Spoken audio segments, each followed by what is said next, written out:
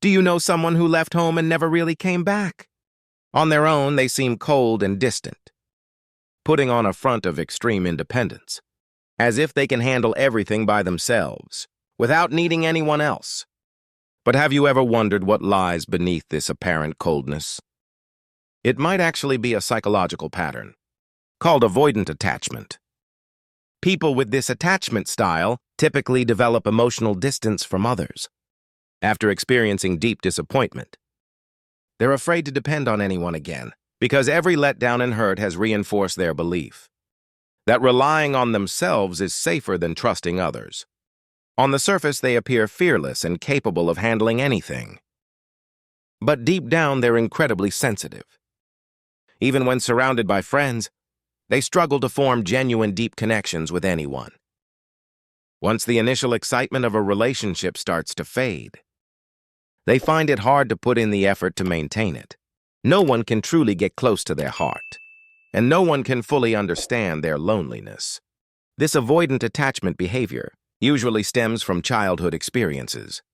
During those formative years, they may have lived with chronic emotional neglect and indifference, or even faced criticism and psychological abuse. Growing up in an environment lacking love and security, their brains learned early on that being alone meant staying safe from harm. Two key characteristics of avoiding attachment. First, difficulty forming deep connections with others. While people with avoidant attachment show strong adaptability in life and can independently handle various problems, they rarely open up completely.